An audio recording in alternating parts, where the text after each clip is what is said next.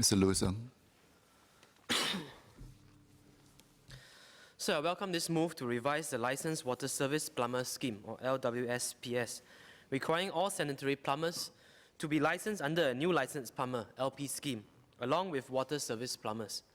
Efforts to streamline regulations and combine both types of plumbers under a single scheme can only lead to enhanced professionalism for the plumbing industry.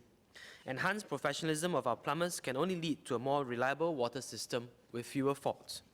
These points will benefit all Singaporeans, and I stand in support of this bill.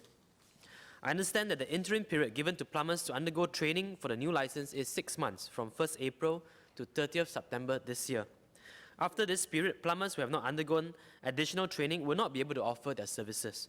I would like to ask how this 6-month duration was determined and the factors considered to ensure that this length of time is sufficient. SMS had mentioned earlier that 96% of plumbers will be able to obtain their new license. But can SMS also confirm that the other 4% will be able to complete their training and obtain their new license by the deadline of 30th September? Next, I would also like to ask what steps PUB have taken to ensure that our nation's plumbers have been well informed of these changes, and what steps will be taken to ensure a smooth transition for this group.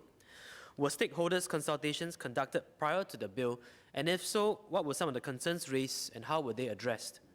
Other groups which I believe will be affected, that SMS had also mentioned, include handymen who want to upgrade themselves and obtain a plumber's license. I understand that information has been published on the PUB website, but as many in these groups are older in their years or less educated, they may need additional assistance navigating these changes, and I hope that the Minister and Ministry will consider this. Next, I also understand that LWSPs are required to attend a mandatory refresher course once every 3 years. Will sanitary plumbers, once under the new LP scheme, be also required to take this course?